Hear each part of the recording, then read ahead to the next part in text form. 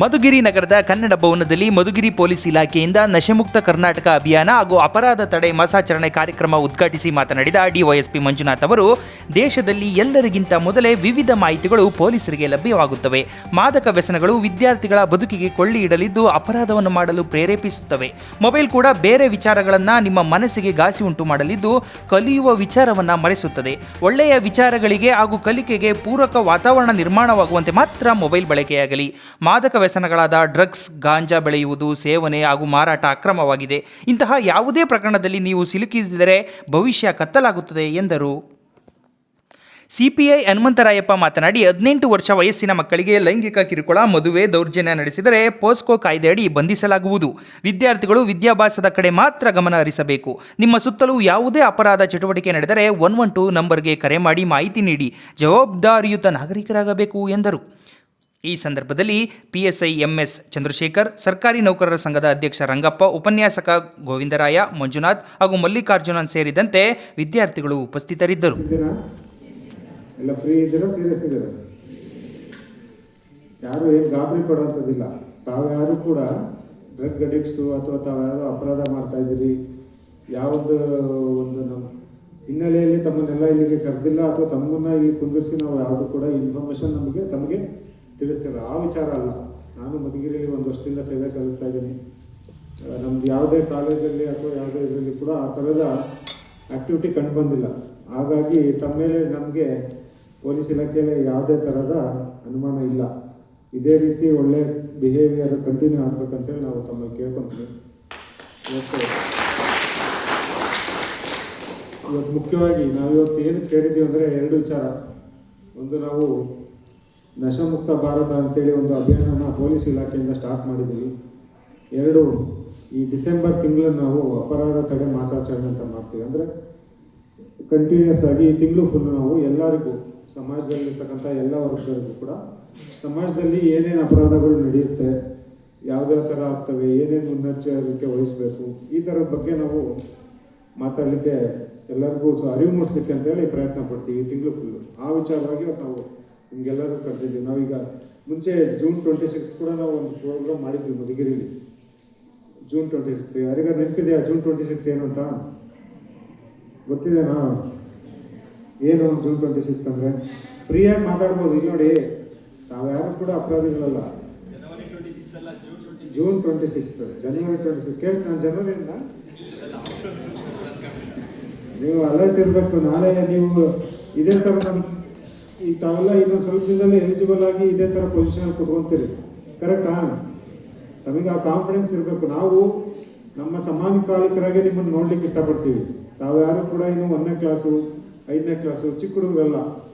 ತಾವೆಲ್ಲರೂ ಕೂಡ ಒಂದು ನಾಯಕನ ಆಯ್ಕೆ ಮಾಡುವಂಥ ಎಲಿಜಿಬಲ್. ನೀವೆಲ್ಲರ ಹತ್ರ ವೋಟರ್ ಐ ಡಿ ಇಟ್ಕೊಂಡಿದ್ದೇನಾ? ಕೆಲವ್ರ ಹತ್ರ ಇದೆ, ಕೆಲವ್ರು ಮಾಡಿಸಿಲ್ಲ. ಕರೆಕ್ಟಾ? ಎಲಿಜಿಬಲ್ ಇದ್ದೀರಾ ಇಲ್ವೋ? ಹಾಂ, ನೋಡಿ, ಎಲ್ಲದಕ್ಕೂ ಎಲಿಜಿಬಲ್ ಇದ್ದೀರಿ ಈಗ. ಹಾಗಾಗಿ ನೀವು ಯಾರು ಚಿಕ್ಕವರಲ್ಲ. ಆದರೂ ಕೂಡ ನಾವು ಇವತ್ತು ಏನು ನಡೀತಾ ಇದೆ ವಾಸ್ತವಿಕವಾಗಿ, ನಾವು ಪೊಲೀಸ್ ಇಲಾಖೆ ಅಂದರೆ ನಮ್ಮದು ಡೈನಾಮಿಕ್ ಇದ್ದಂಗೆ. ಅಂದರೆ ಟೆಕ್ಸ್ಟ್ ಬುಕ್ ಥಿಯರಿ ಅಲ್ಲ ನಮ್ಮದು ಪೊಲೀಸ್ ಇಲಾಖೆ. ಪ್ರಪಂಚದಲ್ಲಿ ಜನಗಳಿಗೆ ಗೊತ್ತಾಗಿನ ಮುಂಚೆನೇ ವಿಚಾರ ನಮಗೆ ಗೊತ್ತಾಗ್ತವೆ. ಜಗತ್ತು ಹೆಂಗೆ ಚೇಂಜ್ ಆಗ್ತಾ ಇದೆ, ವಾಸ್ತವ ಏನು ಚೇಂಜ್ ಆಗ್ತಾ ಇದೆ, ಯಾರ್ಯಾರ ಬಿಹೇವಿಯರ್ ಹೆಂಗೆ ಚೇಂಜ್ ಆಗ್ತಾ ಇದೆ, ಸಮಾಜದಲ್ಲಿ ಏನೇನು ಆ್ಯಕ್ಟಿವಿಟಿ ನಾವೆಲ್ಲ ನೋಡಿದಾದ್ಮೇಲೆ ಫಿಲ್ಮಲ್ಲಿ ಬರುತ್ತೆ, ಅಲ್ಲಿ ಬರುತ್ತೆ, ಇಲ್ಲಿ ಬರುತ್ತೆ, ಆಮೇಲೆ ಬರುತ್ತೆ. ನಾವು ಯಾಕೆ ಈ ಅರಿವು ಕಾರ್ಯಕ್ರಮ ಮಾಡ್ತೀವಿ ಅಂದರೆ ಈ ವಿಚಾರಗಳು ನಮಗೆ ಮುಂಚೆನೇ ಬರೋದ್ರಿಂದ ನಾವು ನಿಮಗೆ ಅದನ್ನ ತಿಳಿಸಿ ಕರೆಕ್ಷನ್ ಮಾಡಿಕೊಂಡು ಮುಂದೆ ಸರಿ ಹೋಗಲಿ ಅನ್ನೋ ವಿಚಾರಕ್ಕೆ ನಾವು ಇದು ಮಾಡ್ತಾ ಇದ್ದೀವಿ. ಮೊದಲನೇದಾಗಿ ಈ ನಶಾಮುಕ್ತ ಭಾರತ, ನಾನು ಜಾಸ್ತಿ ಥಿಯರಿಟಿಕಲ್ ಟೈಪ್ ಹೋಗೋದಿಲ್ಲ. ನಿಮ್ಮಿಂದ 4 ಜನಕ್ಕೆ ಇದರಿಂದ ಮಾಹಿತಿ ಹೋಗಲಿ ಅನ್ನೋದು ನನ್ನ ಉದ್ದೇಶ. ತಾವ್ಯಾರು ಇದನ್ನ ಮಾಡ್ತಾ ಇಲ್ಲ, ಈ ಥರದ ಕೆಟ್ಟ ಚಟಗಳಿಗೆ ಇನ್ವಾಲ್ವ್ ಆಗಿಲ್ಲ ಅಂತ ಭಾವಿಸ್ತಾ ಇದರಿಂದ ನೀವು 4 ಜನಕ್ಕೆ ಒಂದು ಮಾಹಿತಿ ಕೊಡಬೇಕು. ಇಲ್ಲಿಂದ ನಾವೇ ನಿಮ್ಮ ಫ್ರೆಂಡ್ ಸರ್ಕಲ್ಗೆ ಆಗಿರ್ಬೋದು, ನಿಮ್ಮ ಫ್ಯಾಮಿಲಿಯಲ್ಲಿ ಆಗಿರ್ಬೋದು, ಯಾರಿಗಾದರೂ ಒಂದು 4 ಇನ್ಫಾರ್ಮೇಷನ್ ಹೇಳಬೇಕು. ಈಗ ನಶಾಮುಕ್ತ ಭಾರತ ಅಂದರೆ ಏನು ಕಂಟೆಂಟ್ ಏನಿದ್ರಲ್ಲಿ? ಡ್ರಗ್ಸ್ ಬಗ್ಗೆ ಮಾತಾಡ್ತಿದ್ದೆ. ಕರೆಕ್ಟಾ? ಏನು ಡ್ರಗ್ ಅಂದ್ರೆ ಏನು? ಯಾರೋ ಒಬ್ಬರು ಏನು ಮಾತಾಡ್ಬೋದು, ಒಬ್ಬರು ಯಾರು ಹೇಳಿ, ಏನಾಗಲ್ಲ, ತೊಂದರೆ ಇಲ್ಲ. ಏನು ನಾಳೆ ಇಂಟರ್ವ್ಯೂ ಹೋದಾಗ ಮಾತಾಡ್ಬೇಕಲ್ಲ. ನಿಮ್ಗೆ ಯಾವುದು ನಿಮಗೆ ಈಗೆಲ್ಲ ಯಾವ ಥರ ಬೇಸ್ಡ್ ಇದೆ ಇಂಟ್ರೆಸ್ಟ್ ಅಂದರೆ ನಿಮ್ಮದು ಕಾಮನ್ ಸೆನ್ಸ್ ಮೇಲೆ ಜಾಸ್ತಿ ಕ್ವೆಶನ್ ಕೇಳ್ತಾರೆ. ಬರೀ ಥಿಯರಿಟಿಕಲ್ ಬುಕ್ಸ್ ಇರೋದಲ್ಲ. ಯಾಕಂದರೆ ನಾವು ನಿಮ್ಮ ಥರ ಸ್ಟಡಿ ಮಾಡಿ ಬೇರೆ ಬೇರೆ ಫೀಲ್ಡ್ ನೋಡಿ ಈ ಪೊಸಿಷನ್ಗೆ ಬಂದಿದ್ದೀವಿ. ಹಾಗೆ ಹೇಳ್ತಿರೋದು. ಡ್ರಗ್ಸ್ ಅಂದ್ರೆ ಏನು? ಯಾವುದಾದ್ರೂ ಒಂದು ವಸ್ತುನ ನಾವು ಒಳಗಡೆ ತೊಗೊಂಡ್ರೆ ಬಾಡಿ ಒಳಗಡೆ, ಅದು ನಮ್ಮ ಬಾಡಿಲಿ ಚೇಂಜಸ್ ಮಾಡುತ್ತೆ. ಏನು ಚೇಂಜ್ ಮಾಡುತ್ತೆ? ಫಿಸಿಕಲಿ ಚೇಂಜ್ ಆಗ್ಬೋದು, ಕೆಮಿಕಲಿ ಚೇಂಜ್ ಆಗ್ಬೋದು, ಮೆಂಟಲ್ ಬಿಹೇವಿಯರ್ ಎನಿ ಚೇಂಜಸ್ ಆಗಿರ್ಬೋದು. ಈಗ ನಾವು ಕಾಮನ್ ಆಗಿ ಕೇಳಿರ್ಬೋದು ಡ್ರಗ್ ಸ್ಟೋರ್ ಅಂತೇಳಿ. ಈ ಫಾರ್ಮಾಸ್ಯೂಟಿಕಲ್ ಸ್ಟೋರ್ ನಾವು ಡ್ರಗ್ ಸ್ಟೋರ್ ಅಂತಲೇ ಕರಿತೀವಿ, ಕರೆಕ್ಟಾ? ಇವೆಲ್ಲ ಕಾಮನ್ ನಿಮಗೆ ಕ್ಲಿಯರ್ ಆಗ್ಬೇಕು ಅರ್ಥಗಳು. ಈಗ ನಾವೆಲ್ಲ ಮೆಡಿಕಲ್ ಸ್ಟೋರ್ ಅಂತಾನೆ ಕಾಮನ್ ಆಗಿ ಯೂಸ್ ಮಾಡ್ತಿರ್ತೀವಿ, ಡ್ರಗ್ ಸ್ಟೋರ್ ಅಂತ ಅನ್ನೋದಿಲ್ಲ, ಕರೆಕ್ಟಾ? ಬಟ್ ಅವಕ್ಕೂ ಡ್ರಗ್ ಸ್ಟೋರ್ ಅಂತಾರೆ. ಆಸ್ಪತ್ರೆಯಲ್ಲಿ ಸಿಗ್ತಕ್ಕಂಥ ಟ್ಯಾಬ್ಲೆಟ್ಸ್ ಕೂಡ ಡ್ರಗ್ಸೇ. ಬಟ್ ಏನಂದ್ರೆ ಅದರಲ್ಲಿ ವಿಧ ಇದೆ. ಒಂದು ಫಾರ್ಮಾಸ್ಯೂಟಿಕಲ್ ಡ್ರಗ್ಸ್ ಅಂತಾರೆ, ಅಂದರೆ ಪ್ರಿಸ್ಕ್ರೈಬ್ಡ್ ಡ್ರಗ್ಸ್. ಡಾಕ್ಟ್ರು ಯಾವುದು ಪ್ರಿಸ್ಕ್ರೈಬ್ ಮಾಡ್ತಾರೋ ಅವ್ನು ತಗೋಬೋದು. ಸೊ ನಿಮಗೆಲ್ಲರಿಗೂ ಗೊತ್ತಿರ್ಬೋದು, ವಿತೌಟ್ ಪ್ರಿಸ್ಕ್ರಿಪ್ಷನ್ ಯಾವುದು ತಗೋಬಾರ್ದು. ಯಾವುದೇ ಮೆಡಿಸಿನ್ ಆಗಲಿ, ಯಾವುದೇ ಟ್ಯಾಬ್ಲೆಟ್ ಆಗಲಿ ವಿತೌಟ್ ಡಾಕ್ಟರ್ ಪ್ರಿಸ್ಕ್ರಿಪ್ಷನ್ ತಗೋಬಾರ್ದು ಅಂತಿರುತ್ತೆ. ಯಾಕೆಂದರೆ ಇದೇ ಕಾರಣಕ್ಕೆ. ಅದು ಒಂದು ಡ್ರಗ್ಗು ಬಾಡಿ ಒಳಗಡೆ ತಗೊಂಡಾಗ ಕರೆಕ್ಟ್ ವಿಧವಾಗಿ ತಗೊಳ್ಳಿಲ್ಲ ಅಂತಂದರೆ ಬೇರೆ ಬೇರೆ ಪರಿಣಾಮಗಳು ಬೀರುತ್ತೆ. ಇದೇ ರೀತಿ ಈ ಡಾಕ್ಟ್ರ್ ಪ್ರಿಸ್ಕ್ರೈಬ್ಡ್ ಬಿಟ್ಟು ಭಾಳ ಥರದ್ದಿದೆ. ಫಾರ್ ಎಕ್ಸಾಂಪಲ್ಲು, ಡ್ರಗ್ಸಲ್ಲಿ ನಾವು ನೆಗೆಟಿವ್ ಆಸ್ಪೆಕ್ಟಲ್ಲಿ ನೋಡೋದು. ಈಗ ಡಾಕ್ಟ್ರು ಕೊಡೋದು ಪಾಸಿಟಿವ್ ಆಸ್ಪೆಕ್ಟು, ಯಾವುದೋ ಒಂದು ರೋಗನ ನಿರ್ವಹಣೆ ಮಾಡಲಿಕ್ಕೆ. ಈಗ ನೆಗೆಟಿವ್ ಆಸ್ಪೆಕ್ಟಲ್ಲಿ ಅಂದ್ರೇನು? ಯಾವುದಾದ್ರು ಡಿಪ್ರೆಷನ್ಸ್ ಅಂತಾರೆ, ನಿಮ್ಮ ಮನಸ್ಥಿತಿಲಿ ಆಕ್ಟಿವಿಟಿನ ಕಡಿಮೆ ಮಾಡುವಂಥದ್ದು, ಅಥವಾ ನಿಮ್ಮಲ್ಲಿ ಯಾವುದಾದ್ರೂ ಉದ್ವೇಗ ಮಾಡುವಂಥದ್ದು, ಎನರ್ಜಿ ಜಾಸ್ತಿ ಮಾಡುವಂಥದ್ದು. ಈ ಥರ ಡ್ರಗ್, ಕೊಕೇನು, ಗಾಂಜಾ, ಈ ಥರ ಎಲ್ಲ ಆ ಕೆಟಗರಿ ಬರುತ್ತೆ. ಹಾಗಾಗಿ ಡ್ರಗ್ಸ್ನ ನಾವು ಫಸ್ಟ್ ಕ್ಲೀನಾಗಿ ತಿಳ್ಕೊಬೇಕು, ಯಾವುದು ಪಾಸಿಟಿವ್ ಯಾವುದು ನೆಗೆಟಿವ್ ಇದೆ. ಈಗ ಏನಾಗ್ತಾ ಇದೆ, ಈಗ ಸೋಷಿಯಲ್ ಮೀಡಿಯಾ, ಎಲ್ಲರ ಹತ್ರನೂ ಮೊಬೈಲ್ ಇದೆ. ಈಗ ನಾರ್ಮಲ್ ಪ್ರಿಸ್ಕ್ರೈಬ್ಡ್ ಡ್ರಗ್ಸ್ ಎಲ್ಲ ನಮಗೆ ಮೆಡಿಕಲ್ ಸ್ಟೋರಲ್ಲಿ ಸಿಗುತ್ತೆ, ಡಾಕ್ಟ್ರು ಬರ್ತಿರೋದು. ಈ ನಶಾಮುಕ್ತ ಮತ್ತು ಇದೆಲ್ಲ ಇಷ್ಟು ಸ್ಪ್ರೆಡ್ ಆಗ್ತಾ ಇದೆ, ನಮಗೆ ಎಲ್ಲಿಂದ ಬರ್ತಿದೆ ಅಂತ ಗೊತ್ತಿಲ್ಲ ಅಂತ ಹೇಳ್ತಿದ್ದೀವಿ. ಯಾಕೆಂದರೆ ನಾವು ಕೆಲವು ವಿಚಾರನ ಒಳ್ಳೆ ರೀತಿ ಯೂಸ್ ಮಾಡ್ಕೋಬೇಕಿರುತ್ತೆ, ಅದು ನಾವು ಯೂಸ್ ಮಾಡ್ಕೊತಾ ಇಲ್ಲ. ಫಾರ್ ಎಕ್ಸಾಂಪಲ್ ಮೊಬೈಲೇ. ಈಗ ಮೊಬೈಲು ನಿಮಗೆ ಸ್ಟೂಡೆಂಟ್ಸಿಗೆ ಕೇಳಿದ್ರೆ ನೀವು ಹೇಳೋದಿಲ್ಲ, ಏನು ಮೊಬೈಲ್ ಏನಕ್ಕೆ ಬೇಕಪ್ಪ ಅಂತೇಳಿ. ಏನಕ್ಕೆ ಬೇಕು ಹೇಳಿ? ಒಂದು ರೀಸನ್ ಹೇಳಿ, ಮೊಬೈಲ್ ಏನಕ್ಕೆ ಬೇಕು? ಓದ್ಲಿಕ್ಕೆ ಬೇಕು. Good, very good. ನೆಕ್ಸ್ಟ್ ಇನ್ನೊಂದು ಹೇಳ್ಬೇಕು, ಜೋರಾಗಿ ಹೇಳಿ, ಏನು ತೊಂದರೆ ಇಲ್ಲ. ಮಾತಾಡಲಿಕ್ಕೆ. ಮತ್ತೆ ಫೇಸ್ಬುಕ್ಕು, ಇನ್ಸ್ಟಾಗ್ರಾಮು, ಕರೆಕ್ಟಾ? ಈಗ ನೋಡಿ, ಫೇಸ್ಬುಕ್ಕು, ಇನ್ಸ್ಟಾಗ್ರಾಮ್ ಯೂಸ್ ಮಾಡೋದೇನು ತಪ್ಪಲ್ಲ. ಯಾವುದನ್ನ ನಾವು ಯಾವಾಗ ಯಾವುದು ಕೆಲಸ ಏನು ಅಂತ ತಿಳ್ಕೊಂಡಿಲ್ಲ ಅಂದ್ರೆ ತಪ್ಪಾಗುತ್ತೆ. ಯಾವುದನ್ನ ಮನೇಲಿರೋ ಚಾಕುನ ಕಟ್ ಮಾಡಲಿಕ್ಕೆ, ತರಕಾರಿ ಕಟ್ ಮಾಡಲಿಕ್ಕೆ ಯೂಸ್ ಮಾಡೋದು. ಮನೇಲಿರೋ ಚಾಕು, ಕೈಯಲ್ಲಿರೋ ಮೊಬೈಲು, ಕೈಯಲ್ಲಿರೋ ಇನ್ಸ್ಟಾಗ್ರಾಮು, ಫೇಸ್ಬುಕ್ ಇವೆಲ್ಲ ಸೇಮ್. ನೀವು ಮನೇಲಿರೋ ಚಾಕುನ ಅಡುಗೆ ಮಾಡಲಿಕ್ಕೆ ಯೂಸ್ ಮಾಡಿದರೆ ಅದರಿಂದ ತರಕಾರಿ ಕಟ್ ಆಗುತ್ತೆ.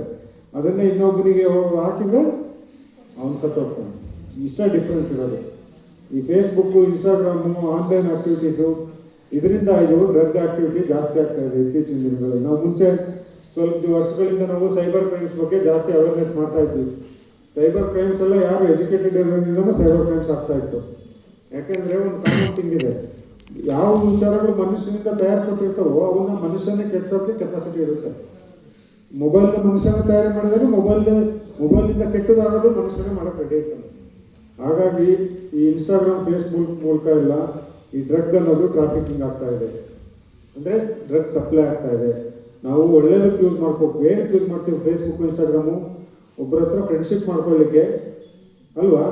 ಒಂದು ಒಳ್ಳೆ ಗುಂಪನ್ನ ರೆಡಿ ಮಾಡ್ಕೊಳ್ಳಿಕ್ಕೆ, ಒಂದು ವಿಚಾರಗಳನ್ನ ತಿಳಿಸ್ಲಿಕ್ಕೆ, ಅದಕ್ಕೋಸ್ಕರ ಯೂಸ್ ಮಾಡ್ಬೇಕು. ಒಳ್ಳೆ ವಿಚಾರಕ್ಕೆ ಯೂಸ್ ಮಾಡಬೇಕಿತ್ತು, ಬಟ್ ಅದು ಯೂಸ್ ಮಾಡ್ತಾ ಇಲ್ಲ ನಾವು. ಬೇರೆ ಬೇರೆ ಈಗ ನಮಗೆ ಡ್ರಗ್ ಆಕ್ಟಿವಿಟಿ ಕೂಡ ಈ ಥರ ಸೋಷಿಯಲ್ ಮೀಡಿಯಾದಲ್ಲೇ ಜಾಸ್ತಿ ಆಗ್ತಾ ಇದೆ, ಆನ್ಲೈನ್ ಆಗ್ತಾ ಇದೆ. ಈಗ ಡೀಪ್ ವೆಬ್, ಡಾರ್ಕ್ ವೆಬ್ ಕೇಳಿದ್ದೀರಾ? ಕೇಳಿಲ್ವಾ? ಅಂತಂದರೆ ಈಗ ನೀವು ಗೂಗಲಲ್ಲಿ ಹೋಗಿ ನಾನು ಡ್ರಗ್ ಬೇಕು ಅಂತ ಹೊಡೆದ್ರೆ ಬರುತ್ತಾ?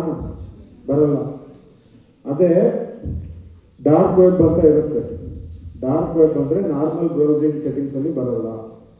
ಈ ಹೆಂಗೆ ನಾವು ಟೆಕ್ನಾಲಜಿ ಅಡ್ವಾಂಟೇಜ್ ಇರುತ್ತೋ ಇದನ್ನು ಡಿಸ್ಅಡ್ವಾಂಟೇಜ್ ಆಗಿ ಹೆಂಗೆ ತೊಗೊತಾರಂದರೆ, ಅದರಲ್ಲಿ ಕೆಲವು ಇಂಟರ್ನೆಟ್ ಸೆಟ್ಟಿಂಗ್ಸ್ ಇರುತ್ತೆ, ಇಂಟರ್ನೆಟ್ ಪ್ರೋಟೋಕಾಲ್ಸ್ ಇರುತ್ತೆ, ಅವನ್ನೆಲ್ಲ ಯೂಸ್ ಮಾಡಿಕೊಂಡು ಕೆಲವು ಸೈಟ್ಸ್ನ ಅಲೋ ಮಾಡ್ತಾರೆ. ಅದರಲ್ಲಿ ಈ ಥರ ಡ್ರಗ್ ಆಕ್ಟಿವಿಟಿ ಎಲ್ಲ ಆಗುತ್ತೆ.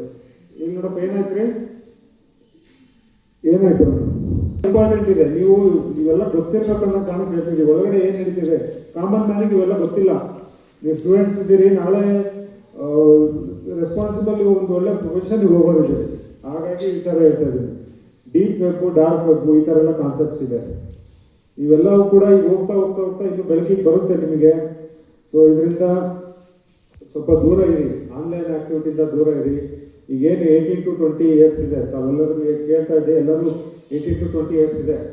ಈ ಟೈಮಲ್ಲಿ ತಾವು ಸ್ವಲ್ಪ ಇದ್ರ ಬಗ್ಗೆ ಕಾನ್ಸಂಟ್ರೇಟ್ ಮಾಡಿ ಯಾವುದಾದ್ರು ಒಂದು ಒಳ್ಳೆ ಪ್ಲೇಸಿಗೆ, ಪೊಸಿಷನ್ಗೆ ಹೋಗ್ಬೇಕಂತ ಯೋಚನೆ ಮಾಡಿದರೆ ನೀವು ನಾಳೆ ನಮ್ಮ ಥರ ಇಲ್ಲ ನಮ್ಗಿನ ಒಳ್ಳೆ ಪೊಸಿಷನಲ್ಲಿ ಹೋಗಿ ನಾವು ನಿಂತ್ಕೋಬೋದು.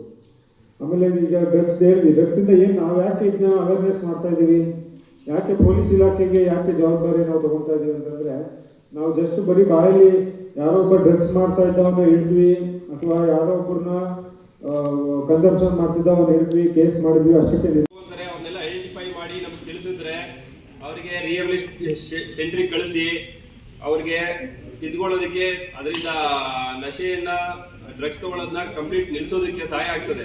ಈ ಬಗ್ಗೆ ನೀವು ನಮಗೆ ಗಮನಕ್ಕೆ ತಂದರೆ, ನೀವಾಗಲಿ ನಿಮ್ಮ ಪ್ರಿನ್ಸಿಪಾಲ್ ಮುಖಾಂತರ ಆಗಲಿ ನೀವು ಯಾಕಂದ್ರೆ ಹೇಳಿದ್ರೆ, ಅವ್ರು ಬಂದು ನಮಗೆ ಹೇಳಿದ್ರೆ ನಮ್ಮ ಇಲಾಖೆಯಿಂದಲೇ ಸಹ ಅವ್ರನ್ನ ಕೇಂದ್ರಕ್ಕೆ, ನಶೆ ಕೇಂದ್ರಕ್ಕೆ ನಾವು ಕಳಿಸ್ಕೊಡ್ತೀವಿ. ಈ ಬಗ್ಗೆ ನಾವು ಒಂದು ಹೇಳುತ್ತಲ್ಲ, ಈಗ ಸನ್ಮಿತ್ರ ಅಂತ ಪ್ರೋಗ್ರಾಮ್ ತಂದಿದೆ ನಮ್ಮ ಇಲಾಖೆಯಿಂದ ಅಂತ, ಈ ಬಗ್ಗೆ ಒಂದು ಸಿಬ್ಬಂದಿ ನೇಮಕ ಮಾಡ್ತೀವಿ. ಬದಲಾಗಿದ್ರೆ ಡ್ರಗ್ಸ್ ತಗೊಂಡ್ರೆ ಡ್ರಗ್ಗೀಸ್ ಅಂತಿದೋ, ಕ್ರಿಮಿನಲ್ ಅಂತಿದೋ, ಈಗ ಅನ್ನಂಗಿಲ್ಲ ಅವ್ರನ್ನ.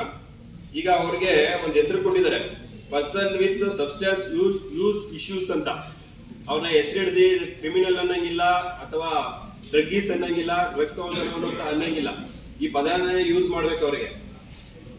ಈ ಬಗ್ಗೆ ನೀವೇನು ನಮ್ಮ ಗಮನಕ್ಕೆ ತಂದ್ರೆ, ನಾವು ಇವ್ರನ್ನ ಸೆಂಟರ್ಗಳಿದಾವೆ, ಅವ್ರಿಗೆ ನಶೆ ಬಿಡಿಸೋ ಸೆಂಟರ್ಗಳು, ಅಲ್ಲಿಗೆ ಕಳಿಸ್ಕೊಡ್ತೀವಿ ನಮ್ಮ ಸಿಬ್ಬಂದಿಗಳು ನೇಮಕ ಮಾಡಿ.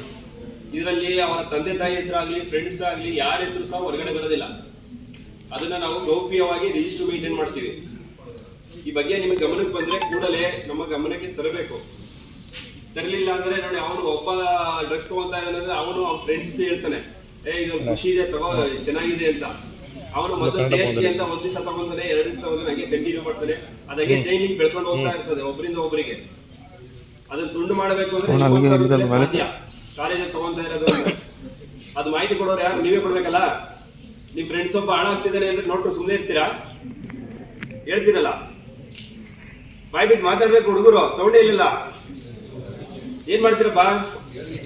ಹೇಳ್ಬೇಕು. ಯಾವುದೇ ಗೊಂದಲ, ಯಾವುದೇ ಅವನು ಕೆಟ್ಟ ಹ್ಯಾಬಿಟ್ ಅಲ್ಲಿ ಡ್ರಗ್ಸ್ ಆಗೋಗ್ಲಿ, ಡ್ರಿಂಕ್ಸ್ ಮಾಡೋದಾಗ್ಲಿ ನಿಮ್ಗೆ ಗಮನಕ್ಕೆ ಬಂತು ಅಂದ್ರೆ, ಅದನ್ನ ಚಿಕ್ಕದ್ರಲ್ಲಿ ನಾವು ಗಮನಕ್ಕೆ ತಂದ್ರೆ ನಾವು ಅವರಿಗೆ ಕೌನ್ಸಿಲಿಂಗ್ ಮಾಡೋ ಮುಖಾಂತರ ಅದನ್ನ ತಡೆಗಟ್ಟಕ್ಕೆ ಟ್ರೈ ಮಾಡ್ತೀವಿ. ನೀವು ಹೇಳಲೇ ಇಲ್ಲ ಅಂದ್ರೆ, ನೀವು ಗಮನನೇ ಕೊಡ್ಲಿಲ್ಲ ಅಂದ್ರೆ ಮತ್ತೆ ನಮ್ಗೇನು ಮಾಹಿತಿ ಕೊಡೋದಿಲ್ಲ, ಮಾಹಿತಿ ಬರೋದಿಲ್ಲ. ಅದಾಗಿ ಬೆಳ್ಕೊಂಡು ಹೋಗ್ತಾ ಇರ್ತದೆ. ಹೇಳ್ತೀರಾ ಈಗ ಅದನ್ನ ಎಕ್ಸ್ಟ್ರಾ ಆದ್ರೂ? ಈ ಬಗ್ಗೆ ಹೇಳಿದ್ರೆ ಮತ್ತೆ ಅವರ ತಂದೆ ತಾಯಿಯನ್ನು ತರ್ಸ್ಕೊಂಡು ನಾವು ಕೌನ್ಸಿಲಿಂಗ್ ಮಾಡ್ತೀವಿ. ಬಟ್ ಅವ್ರಿಗೆ ಯಾರು ಕಸಿದಂತೆ ಯಾರಿಗೂ ಗೊತ್ತಾಗೋದು, ನಿಮಗೂ ಸಹ ಗೊತ್ತಾಗೋದಿಲ್ಲ. ನೀವು ಹೇಳಿದ್ಮೇಲೆ ಅವ್ರನ್ನ ಯಾವತ್ತು ಕರ್ಕೊಂಡು ಹೋಗಿದ್ದೀವಿ ಅಂತಲೇ ಯಾರಿಗೂ ಗೊತ್ತಾಗೋದಿಲ್ಲ. ಮತ್ತೆ ನಿಮ್ಮ ಆಬ್ಸೆಂಟ್ ಅಲ್ಲಿ ಕಂಟಿನ್ಯೂಸ್ ಯಾರನ್ನ ಆಬ್ಸೆಂಟ್ ಇದ್ರೆ, ನಿಮ್ಮ ಫ್ರೆಂಡ್ಸ್ಗಳಾಗಲಿ ಇನ್ನೊಬ್ರು ಯಾರಾಗಲಿ, ಅದನ್ನ ನಾವು ಗಮನಕ್ಕೆ ತರಬೇಕು. ನಿಮ್ಮ ಪ್ರಿನ್ಸಿಪಾಲ್ ಅವರು, ನಿಮ್ಮ ಲೆಕ್ಚರರ್ ಅವರು ತಂದ್ರೆ ಅವ್ರನ್ನ ನಮಗೆ ಹೇಳ್ತಾರೆ, ಸರ್ ಇವರು ಯಾಕೋ ಕಂಟಿನ್ಯೂ ಆಬ್ಸೆಂಟ್ ಇದ್ದಾರೆ ನೋಡಿ ಸರ್ ಅಂದ್ರೆ, ನಾವು ಅದ್ರ ಬಗ್ಗೆ ನಾವು ವಿಚಾರ ಮಾಡ್ಕೊತೀವಿ. ಈಗ ಹೆಚ್ಚಿನ ಜವಾಬ್ದಾರಿ ಕೊಟ್ಟಿದ್ದಾರೆ ನಮ್ಮ ಇಲಾಖೆಗೆ. ನಿಮ್ಮ ಆಬ್ಸೆಂಟ್ ನಿಮ್ಮ ಸರ್ಗಳು ಒಬ್ಬರೇ ನೋಡ್ಕೊಳ್ಳೋದಲ್ಲ, ನಮಗೂ ಸಹ ಹೇಳಿದ್ದಾರೆ ಆಬ್ಸೆಂಟ್ ಯಾಕೆ ಆಗ್ತಾ ಇದ್ದಾರೆ, ನೀವು ಆ ಮಾಹಿತಿ ತಗೊಂಡು ನಮಗೆ ಮಾಹಿತಿ ಕೊಡಬೇಕು ಅಂತ. ಬೇರೆ ಬೇರೆ ಕಾರಣಕ್ಕೆ ಆಬ್ಸೆಂಟ್ ಆದ್ರೆ ಒಂಥರ ಈ ಕ್ರಿಮಿನಲ್ ಕೇಸ್ಗಳಲ್ಲಿ ಭಾಗವಹಿಸಿ ಬೈಕ್ ಚಲಾವಣೆ ಮಾಡ್ತಾ ಇರುವಂಥದ್ದು. 4ನೇದಾಗಿ ಮನೆಗಳಲ್ಲಿ ಕಳ್ಳತನ. 1098 ಇದೆ ಟೋಲ್ ಫ್ರೀ, 1933 ಇದೆ, ಅದು ನಶೆಮುಕ್ತ ಕರ್ನಾಟಕ, ಅದರದ್ದು ಟೋಲ್ ಫ್ರೀ ನಂಬರ್. ಆಮೇಲೆ 112 ಇದೆ, 1930 ಇದೆ. 1930 ಈಗ ನಿಮಗೆ ತುಂಬ ಮುಖ್ಯವಾಗಿ ಬೇಕಾದಂಥ ಒಂದು ನಂಬರ್. ಏನು ಗೊತ್ತಾ ಅದು ನಿಮಗೆ? ಸೈಬರ್ ಕ್ರೈಮ್, ಆಯಿತಾ? 1930 ಸೈಬರ್ ಕ್ರೈಮ್. ಸೈಬರ್ ವಂಚಕರು ಏನು ನಿಮ್ಮಲ್ಲಿ ಇರುವಂಥ ಹಣವನ್ನು ಲಪ್ಟಾಯಿಸ್ತಾ ಇದ್ದಾರೆ, ಮತ್ತು ನಿಮ್ಮಲ್ಲಿರುವಂಥ ಮಾಹಿತಿಯನ್ನು ಲಪ್ಟಾಯಿಸ್ತಾ ಇದ್ದಾರೆ, ಅದನ್ನು ಆ ದುರುಪಯೋಗವನ್ನು ತಡೆಯಲಿಕ್ಕೋಸ್ಕರ ಇರುವಂಥ ಒಂದು ಟೋಲ್ ಫ್ರೀ ನಂಬರ್, ಆಯಿತಾ? ಈ ರೀತಿ ಏನೇನು ಅಪರಾಧಗಳು ನಡೀತವೆ, ಅಲ್ಲಿ ಏನೇನು ಅಪರಾಧಗಳು ನಡೀತಾ ಇದ್ದಾವೆ ಅನ್ನೋದ್ರ ಬಗ್ಗೆ ನಾವು ಅವೇರ್ನೆಸ್ ಮಾಡೋಕ್ಕೋಸ್ಕರ ಇದನ್ನು ಮಾಡಿದ್ದೀವಿ. ಮೊದಲನೇದಾಗಿ ಏನು ಅಂತಂದರೆ, ನೀವೆಲ್ಲ ಇನ್ನೂ 18 ವರ್ಷದವರು, ನಿಮ್ಮ ಹತ್ರ DL ಇಲ್ಲ. ನೀವೇನು ಮಾಡ್ತೀರಿ ಅಂತಂದರೆ, ಮನೆಯಲ್ಲಿರೋ ಬೈಕ್ ತಗೊಂಡು ಓಡಾಡ್ತಾ ಇರ್ತೀರ, ಆಯಿತಾ? ನೀವು ಅಪ್ರಾಪ್ತರು, ನೀವು ಬೈಕ್ ತಗೊಂಡು ಬೈಕ್ನ ಚಾಲನೆ ಮಾಡೋದ್ರಿಂದ ಏನಾಗುತ್ತೆ? ನೀವೆಲ್ಲ ನೋಡಿರ್ಬೋದು, ಪೇಪರಲ್ಲಿ ಮತ್ತು TV ಗಳಲ್ಲಿ ತೋರಿಸ್ತಾ ಇರ್ತಾರೆ. ಅಪ್ರಾಪ್ತರು ಅಂದರೆ ವಯಸ್ಕರಲ್ಲದೇ ಇರೋರು ಮತ್ತು ಡಿ ಎಲ್ ಇಲ್ಲದೆ ಇರುವಂಥವ್ರು ವಾಹನವನ್ನು ಚಾಲನೆ ಮಾಡಿದರೆ ನಿಮ್ಮ ತಂದೆ ತಾಯಿ ಅಥವಾ ಪೋಷಕರಿಗೆ ಒಂದು 25,000 ರೂಪಾಯಿ ದಂಡ ಹಾಕ್ತಾರೆ. 25,000 ರೂಪಾಯಿಯಿಂದ 35,000 ರೂಪಾಯಿ, 40,000 ಅವ್ರಿಗೆ ಎಷ್ಟು ಇಳಿಯುತ್ತೋ ಅಷ್ಟು 25,000ಗಿಂತ ಹೆಚ್ಚು ದಂಡವನ್ನು ಹಾಕ್ತಾರೆ. ಆಯಿತಾ? ಯಾವ ಕಾರಣಕ್ಕೂ ನೀವು ಪ್ರಬುದ್ಧಮಾನಕ್ಕೆ ಬರೋವರೆಗೂ ಮತ್ತು ನಿಮಗೆ ಡಿ ಎಲ್ ಸಿಗೋವರೆಗೂ ಅಂದರೆ ಡ್ರೈವಿಂಗ್ ಲೈಸೆನ್ಸ್ ಸಿಗೋವರೆಗೂ ಯಾವ ಕಾರಣಕ್ಕೂ ನೀವು ಯಾವುದೇ ವಾಹನವನ್ನು ಚಲಾಯಿಸಬಾರ್ದು. ಗೊತ್ತಾಯ್ತಾ? ಇದು ಮೊದಲನೇದು. ಎರಡನೇದಾಗಿ ನಿಮ್ಮ ಹತ್ರ ಡಿ ಎಲ್ ಇದೆ, ನೀವು ಪ್ರಬುದ್ಧರಾಗಿದ್ದೀರಿ ಅಂದರೆ, ಬೈಕ್ ಓಡಿಸ್ತೀರಿ ಅಂದರೆ ಟೂ ವೀಲರ್ ಓಡಿಸ್ತೀರಿ ಅಂತಂದರೆ ಕಡ್ಡಾಯವಾಗಿ ನೀವು ಹೆಲ್ಮೆಟನ್ನು ಹಾಕಲೇಬೇಕು. ಗೊತ್ತಾಯ್ತಾ? ಕಡ್ಡಾಯವಾಗಿ ಹೆಲ್ಮೆಟ್ ಹಾಕಬೇಕು. ಯಾಕೆ ಅಂದರೆ ಆಕ್ಸಿಡೆಂಟ್ ಆದರೆ ಫಸ್ಟ್ ಹೊಡೆತ ಬಿಡೋದು ತಲೆಗೆ. ನೀವು ಸಾಕಷ್ಟು ಉದಾಹರಣೆಗಳನ್ನು ನೀವು ಈ ರಸ್ತೆಗಳಲ್ಲಿ ನೋಡ್ತಾ ಇರ್ತೀವಿ. ಹೆಲ್ಮೆಟ್ ಇಲ್ಲದೆ ಸಾಕಷ್ಟು ಜನ ಓಡಾಡ್ತಾರೆ. ನಾವು ಅದಕ್ಕೆ ಕೇಸಸನ್ನು ಹಾಕ್ತಾನೇ ಇರ್ತೀವಿ. ಹೆಲ್ಮೆಟ್ ಇಲ್ಲ ಅಂತಂದರೆ ಏನಾಗುತ್ತೆ ಅಂದರೆ ಹೆಡ್ ಇಂಜುರಿ ಆದರೆ ತಲೆಯಲ್ಲಿ ತುಂಬ ಸೂಕ್ಷ್ಮ ನರಗಳಿದ್ದಾವೆ. ಕೈ ಕಾಲಿಗೆ ಹೊಡ್ತಾ ಬಿದ್ದರೆ ರಿಪೇರಿ ಮಾಡ್ಕೊಳ್ಬೋದು, ಅಥವಾ ಕೈ ಕಾಲಿಗೆ ಹೊಡ್ತಾ ಬಿದ್ದರೆ ಅದನ್ನು ಬ್ಯಾಂಡೇಜ್ ಹಾಕಿ ಸರಿ ಮಾಡ್ಕೊಳ್ಬೋದು. ಆದರೆ ತಲೆಗೆ ಹೊಡ್ತಾ ಬಿದ್ದರೆ ಬ್ಯಾಂಡೇಜ್ ಹಾಕಿ ಸರಿ ಮಾಡುವಂಥ ಅಷ್ಟೊಂದು ಇದು ನಮ್ಮಲ್ಲಿಲ್ಲ. ಒಂದು ಸಣ್ಣ ನರಕ್ಕೆ ಹೊಡ್ತಾ ಬಿತ್ತು ಅಂದರೆ ಮೆಮೊರಿ ಲಾಸ್ ಆಗುವಂಥದ್ದು, ಅಂದರೆ ನಿಮ್ಮ ಜ್ಞಾಪಕ ಶಕ್ತಿನೇ ಹೋಗುವಂಥ ಒಂದು ಚಾನ್ಸಸ್ ಇರುತ್ತೆ. ಹಾಗಾಗಿ ನೀವು ಹೆಲ್ಮೆಟನ್ನು ಹಾಕಬೇಕು. ಅದು ISI ಮಾರ್ಕ್ ಹೆಲ್ಮೆಟ್ಗಳನ್ನೇ ಹಾಕಬೇಕು. ಈ ಕೆಲವರೆಲ್ಲ ಈ ಪೊಲೀಸ್ನವರಿಗೋಸ್ಕರ ಹಾಕ್ಕೊತಾರೆ, ಕುದುರೆ ಓಡಿಸ್ತಾರಲ್ಲ ಅವ್ರು ಹಾಕ್ಕೊತಾರೆ ಹೆಲ್ಮೆಟ್, ಆ ಥರದ್ದು. ಅದರಿಂದ ಏನು ಯೂಸ್ ಇಲ್ಲ. ಹಾಕ್ತಾ ಇರೋದು ಭಾಳ ಒಳ್ಳೇದದು. ಆಯಿತಾ? ಹಾಗಾಗಿ ನೀವು ISI ಮಾರ್ಕ್ ಇರುವಂಥ ಹೆಲ್ಮೆಟ್ನ ಹಾಕೋಬೇಕು ಮತ್ತು ಸ್ಟ್ರಿಪ್ ಹಾಕೋಬೇಕು ಕೆಳಗೆ. ಗೊತ್ತಾಯ್ತಾ? ಇಲ್ಲಿ ಸ್ಟ್ರಿಪ್ ಬರುತ್ತಲ್ಲ, ಆ ಸ್ಟ್ರಿಪ್ನ ಹಾಕೋಬೇಕು. ಆನಂತರ ನಿಮ್ಮ ಗಾಡಿಗೆ ಇನ್ಶೂರೆನ್ಸ್ ಇರಬೇಕು. ನೀವು ಯಾವ ವೆಹಿಕಲ್ ಓಡಿಸ್ತೀರಾ ಅದಕ್ಕೆ ಇನ್ಶೂರೆನ್ಸ್ ಇರಬೇಕು. ಇನ್ಶೂರೆನ್ಸ್ ಇಲ್ಲ ಅಂದ್ರೂ ಕೂಡ ಸಮಸ್ಯೆ ಆಗುತ್ತೆ. ಆಕ್ಸಿಡೆಂಟ್ ಆಗುತ್ತೆ, ನೀವೇನು ಮಾಡ್ತೀರಾ? ಇಲ್ಲ ಒಂದು ಗಾಡಿಗೆ ಇನ್ಶೂರೆನ್ಸ್ ಇಲ್ಲ, ನೀವು ಡಿ ಎಲ್ ಇರೋರನ್ನ ಕರ್ಕೊಂಡ್ಬರ್ತಾರೆ, ಇಲ್ಲ ಇನ್ಶೂರೆನ್ಸ್ ಇರೋ ಗಾಡಿ ಕೊಡ್ತೀವಿ ಅಂತಾರೆ. ಅವಾಗ ಏನು ಮಾಡಲಿಕ್ಕಾಗಲ್ಲ ಅಂತ ಪರಿಸ್ಥಿತಿಗೆ ಬರುತ್ತೆ. ಹೆಲ್ಮೆಟ್ ತೊಗೊಳಕ್ಕೆ 1,000ರಿಂದ 1,200 ರೂಪಾಯಿ ಒಂದು ISI ಹೆಲ್ಮೆಟ್ಟು 10 ಇಯರ್ಸ್ ಬರುತ್ತೆ ನಿಮಗೆ. ವರ್ಷಕ್ಕೆ 100 ರೂಪಾಯಿ. ಆಯಿತಾ? ಒಂದು ವೆಹಿಕಲಿಗೆ 2 ವೀಲರ್ಗಾಗಲಿ ಅಥವಾ 4 ವೀಲರ್ಗಾಗಲಿ 1,200 ರೂಪಾಯಿದಿಂದ 5,000 ರೂಪಾಯಿದಲ್ಲಿ ಇನ್ಶೂರೆನ್ಸ್ ಆಗುತ್ತೆ ಒಂದು ವರ್ಷಕ್ಕೆ. ಅವೆರಡೂ ಇತ್ತು ಅಂತಂದರೆ ನೀವು ಆರಾಮಾಗಿ ಬೈಕ್ನ ಓಡಿಸ್ಬೋದು. ಹಂಗಂತ 2 ವೀಲರ್ಗಳು ಹೆಂಗೆ ಬೇಕಂಗೆ ಓಡಿಸೋದು ಅಂತಂದೇಳಿಂತಲ್ಲ. ಆರಾಮಾಗಿ ನೀವು ಎಲ್ಲ ಡಾಕ್ಯುಮೆಂಟ್ ಇಟ್ಕೊಂಡು ಓಡಿಸ್ತಾರೆ. ಪೊಲೀಸರು ಫೈನು ಕೂಡ ಹಾಕಲ್ಲ. ಈಗ ಫೈನ್ ಏನಾಗಿದೆ ಅಂದರೆ ಮಿನಿಮಮ್ 500 ರೂಪೀಸು. ಯಾವುದರ ತಗೊಳ್ಳಿ, without helmet, not varying seat belt, any fine 500 ರೂಪಾಯಿಗಿಂತ ಹೆಚ್ಚಿದಾವೆ. ಹಾಗಾಗಿ ನೀವು ಕಡ್ಡಾಯವಾಗಿ ನಿಮ್ಮ ಮನೆಗಳಲ್ಲೂ ಕೂಡ ನಿಮ್ಮ ತಂದೆ ತಾಯಿ ಯಾರು ಬೈಕ್ ಓಡಿಸ್ತಾರೆ, ನಿಮ್ಮ ಅಣ್ಣ ಅಥವಾ ಅಕ್ಕ ತಂಗಿ ಯಾರು ಬೈಕ್ ಓಡಿಸ್ತಾರೋ ಅಥವಾ ಕಾರ್ ಓಡಿಸ್ತಾರೆ ಅವ್ರಿಗೆ ಹೇಳಬೇಕು, ಒಂದು DL ಇಟ್ಕೊಳ್ಬೇಕು, ಎರಡನೇದಾಗಿ ಹೆಲ್ಮೆಟ್ ಹಾಕ್ಕೋಬೇಕು, ಮತ್ತು ಅದಕ್ಕೆ ಇನ್ಶೂರೆನ್ಸ್ ಇರಬೇಕು ಅಂತಂದೇಳಿ ಅಂತ ಹೇಳಿ ಏನು ನಿಮ್ಮಲ್ಲಿ ವೆಹಿಕಲ್ಗಳಿದ್ದಾವೆ ಅದನ್ನೆಲ್ಲ ಸೆಲ್ಫ್ ಇನ್ಸ್ಪೆಕ್ಷನ್ ಮಾಡಬೇಕಾಗಿರೋದು ನಿಮ್ಮಗಳ ಜವಾಬ್ದಾರಿ. ಈ ಅರಿವು ಕಾರ್ಯಕ್ರಮ ಇಲ್ಲೇ ಕೇಳಿ ಇಲ್ಲೇ ಬಿಟ್ಟೋಗೋದಲ್ಲ. ಯಾಕೆ ನಿಮಗೆ ಹೇಳ್ತಾ ಇದೀವಿ ಅಂದರೆ ನೀವು ಹೋಗಿ ನಿಮ್ಮ ಮನೆಯಲ್ಲಿ ಸೆನ್ಸಿಟೈಸ್ ಮಾಡಲಿ, ಅವ್ರನ್ನ ಜಾಗೃತಿ ಮಾಡಲಿ ಅನ್ನೋ ಒಂದು ಉದ್ದೇಶಕ್ಕೋಸ್ಕರ ಇಲ್ಲಿ ನಿಮಗೆ ಅವೇರ್ನೆಸ್ ಪ್ರೋಗ್ರಾಮನ್ನು ಮಾಡ್ತಾ ಇರೋದು. ಎರಡನೇದಾಗಿ 1930 ಈ ಮೊಬೈಲ್ಗಳಲ್ಲೇ ಎಲ್ಲ ಈಗ ಏನಾಗಿರುತ್ತೆ ಅಂದರೆ ಬ್ಯಾಂಕ್ ಅಕೌಂಟಲ್ಲಿ ದುಡ್ಡು ಇಟ್ಟಿರ್ತೀರಿ, ಅದಕ್ಕೆ ಲಿಂಕ್ ಆಗಿರುತ್ತೆ. ಯಾವುದೋ ಒಂದು ಅಪ್ಲಿಕೇಶನ್ APK ಫೈಲ್ ಅಂತಂದೇಳಿ ಅಂತ ಕಳಿಸ್ತಾರೆ. ಆ APK ಫೈಲ್ನ ಓಪನ್ ಮಾಡಿದರೆ ನಿಮ್ಮ ಎಲ್ಲ ಮಾಹಿತಿ, ಮೊಬೈಲಲ್ಲಿರೋ ಎಲ್ಲ ಮಾಹಿತಿ ಸೈಬರ್ ವಂಚಕರಿಗೆ ಹೋಗುತ್ತೆ. ಸೈಬರ್ ವಂಚಕರಿಗೆ ಹೋದಾಗ ಅವರು ಕಾಲ್ ಮಾಡ್ತಾರೆ, OTP ಕೊಡಿ ಅಂತಾರೆ. ಆಯಿತಾ? APK ಫೈಲ್ ಮುಖಾಂತರ ನೀವೇನು ಈಗೆಲ್ಲ OTP ಎಲ್ಲ ಹಳೇದಾಯಿತು, OTPನೂ ಕೇಳಲ್ಲ ಈಗ. ಆಯಿತಾ? ಹಾಗೆ ನಿಮ್ಮ ಅಕೌಂಟಲ್ಲಿರುವಂಥದ್ದು ನಿಮ್ಮ ತಂದೆ ತಾಯಿ ಅಕೌಂಟಲ್ಲೋ ಅಥವಾ ನಿಮ್ಮ ಅಣ್ಣ ಅಕ್ಕ ನಿಮ್ಮ ಅಕೌಂಟಲ್ಲಿರುವಂಥದ್ದು